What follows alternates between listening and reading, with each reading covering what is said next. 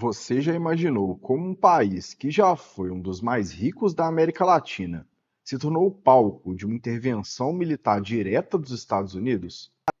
E como isso pode impactar o preço do petróleo, investimentos globais e até empresas como a Petrobras? Eu sou o Alê e hoje você vai entender toda essa história de forma clara. Por que a Venezuela era tão importante? O que mudou com o colapso econômico? Por que os Estados Unidos agiram e o que isso significa para mercados e investimentos em 2026? Mas antes de começar, deixa eu aproveitar que esse é o primeiro vídeo de 2026 aqui no canal para te desejar um feliz ano novo. Que seja um ano de decisões mais racionais, menos ruído e investimentos ainda melhores. Então já curte o vídeo, se inscreve no canal e vem transformar a sua vida com investimentos. Começando pelo básico, a Venezuela tem as maiores reservas de petróleo do mundo, mais que a Arábia Saudita ou o Irã, estimadas em cerca de 303 bilhões de barris. No auge, essas reservas transformaram o país em uma potência regional. Nas décadas de 60 e 70 e início dos anos 80, a Venezuela tinha um dos mais altos PIBs per capita das Américas. A riqueza do petróleo sustentou programas sociais, investimentos e colocou Caracas no mapa como um dos centros econômicos da região. Mas essa riqueza tinha um problema estruturante. Ela nunca foi totalmente diversificada. A economia ficou dependente de um único produto e de um único setor controlado pelo Estado. Isso cria vulnerabilidade, especialmente quando a gestão política começa a predominar sobre critérios técnicos, algo que eu já disse aqui no canal. Esse contexto explica por que o petróleo venezuelano sempre foi visto com tanto interesse, tanto por aliados quanto por países fora da região. Com o passar do tempo, o petróleo na Venezuela deixou de ser apenas um ativo econômico para virar uma dependência destrutiva. Quando o Estado centralizou tudo, a PDVSA, estatal de petróleo, deixou de atrair investimentos privados e tecnologia necessária para manter a produção. A produção, que em 2015 ainda estava em torno de 2,5 milhões de barris por dia, despencou para números muito menores ao longo dos anos seguintes, refletindo falta de manutenção, fuga de capital humano e infraestrutura degradada. Ao mesmo tempo, medidas políticas e controles rígidos criaram uma crise crônica de combustível. Apesar de ter petróleo em abundância, o país chegou a ter escassez de gasolina e de insumos para o refino em seu próprio território. Esse paradoxo resume bem o problema. O país que tinha ouro negro no subsolo ficou incapaz de extrair e refinar eficientemente, transformando um potencial em um passivo enorme para a sua economia. Com Hugo Chávez e depois Nicolás Maduro, a política passou a comandar a economia na Venezuela. O Estado ampliou gastos, centralizou decisões, afastou o capital privado e transformou a indústria petrolífera em instrumento político. Nacionalizações, controle excessivo e falta de investimento reduziram drasticamente a eficiência do setor e fizeram a produção de petróleo despencar. O resultado foi um colapso econômico profundo. Hiperinflação, desabastecimento, colapso da moeda, queda do nível de vida e êxodo em massa da população. A Venezuela deixou de ser um fornecedor confiável de petróleo, não por falta de reservas, mas por incapacidade operacional e institucional. Nesse contexto de isolamento internacional, a China ocupou o espaço deixado pelo Ocidente.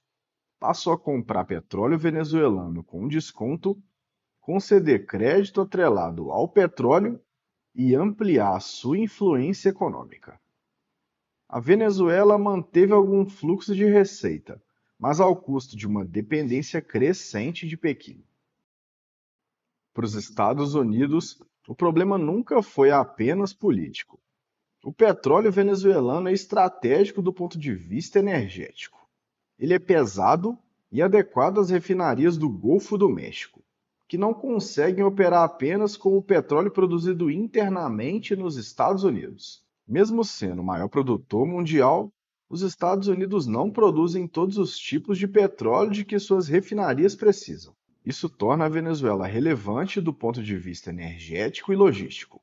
Além disso, a ampliação da influência chinesa no setor petrolífero venezuelano passou a ser vista como um risco geopolítico. Permitir que a China consolide presença energética e estratégica na América do Sul tornou-se inaceitável para Washington.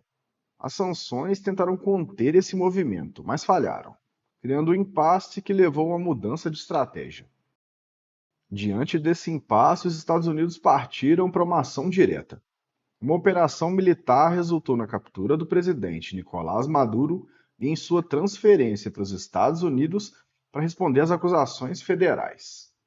A ofensiva incluiu ataques em pontos estratégicos e um bloqueio à exportação de petróleo, ampliando a pressão sobre o regime. O governo americano afirmou que passaria a administrar temporariamente a Venezuela para restaurar a ordem institucional e reorganizar o setor petrolífero, abrindo espaço para a entrada de grandes petroleiras internacionais. O movimento gerou reação imediata de governos e mercados, reacendendo debates sobre soberania, legalidade e o futuro da oferta global de petróleo. Os efeitos da ação dos Estados Unidos na Venezuela já começaram a aparecer nos mercados.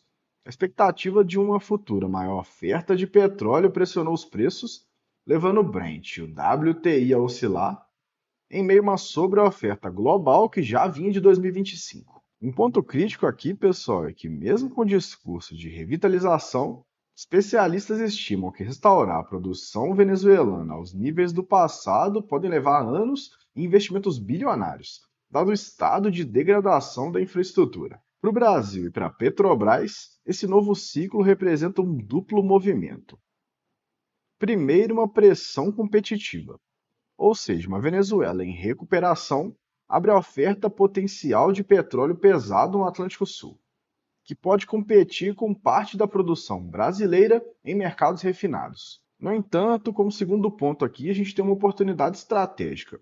Olhando o copo meio cheio, a oportunidade para parcerias, fornecimento de serviços e integração logística regional, se políticas e investimentos estiverem alinhados de forma inteligente. Além disso, esse movimento reconfigura fluxos comerciais globais.